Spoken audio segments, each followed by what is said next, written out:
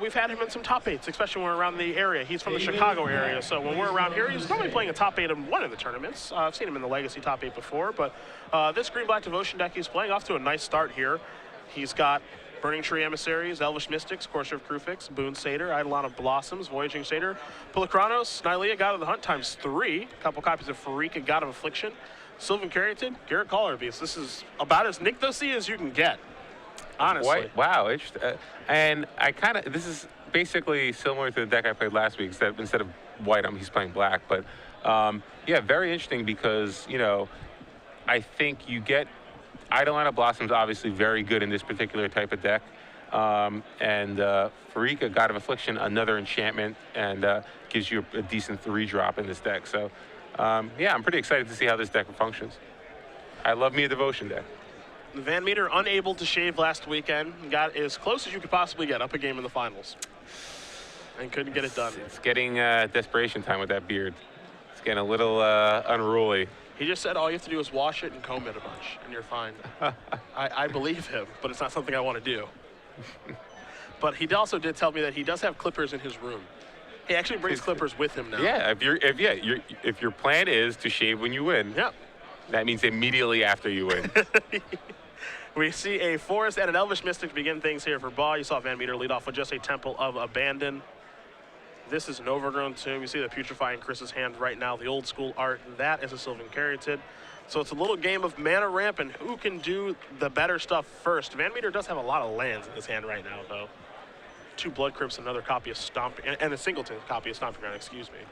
Yeah, a card like Storyboard Dragon's kind of difficult for Mono Green Devotion to beat unless you have, like, Arbor Colossus, which a lot of these versions aren't playing anymore. Something about Thoughtseize being the best card in Standard is what I should say right now, right? Thoughtseize takes out Gorklan Rampager, and Chris is just left with a Putrefy. Chris needs something big to cast right now. Chris going to play face up here while Jacob does write the information down. Blood Crypt going to come in. Had it. He had it. Still had all these. See, you can't stop the top of their decks. Yeah, it's a trick. Pulachronos showing up to the party here.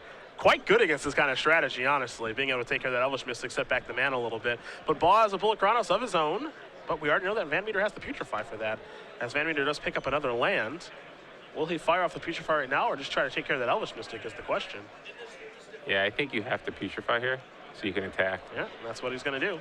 Take care of the opposing Pulachronos. Attack here for 5. Baugh's going to go down to 11. Again, he took 2 from the Thoughtseize and 2 from the Overgrown Tomb. To be able to cast the Thoughtseize plus the 5. Puts him at 11 as he does draw his card for the turn. See if he can keep up here with VanMeter. So let's see what Jacob wants to do here. He's going to play a Temple of Malady. He's got a Boon Satyr in his hand, which could be pretty interesting if Chris decides to fight the elf and then attack. Could get a little awkward. Doesn't have the necessary mana to bestow it right now. He's 1 short. Well, no, I mean, I'm saying if he activates the fight and then attacks, because it will take 1. Oh no, so it'll be a 6/6. Guy goes, yeah. So he's just gonna cast Nylea here. Well, so he's just working his way towards Devotion. VanMeter gonna take a draw here. A copy of Mysium Mortars. Oh, that card blew me out last week. It's so annoying for Mono Green Devotion. That's like the one card they don't want to see. I don't think they want to see either card, Pulachronos or Mysium Mortars, honestly.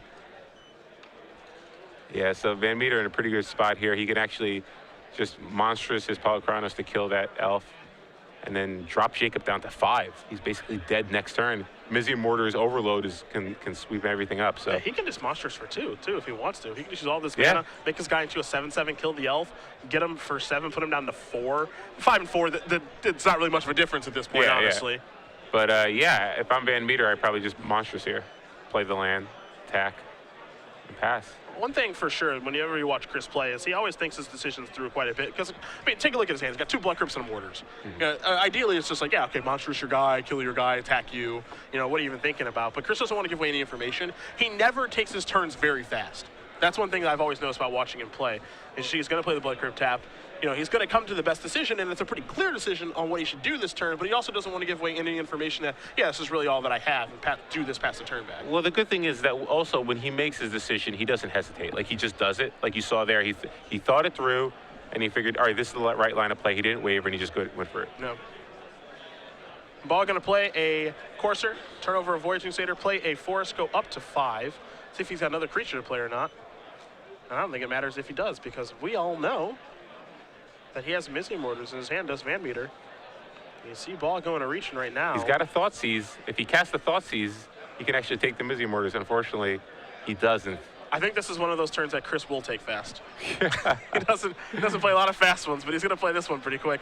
And Baugh is going to concede the game. Chris VanMeter working his way towards another slicing and dicing of the beard. 4-0 with Jund Monsters. This will not lose with this deck. Hey, there is something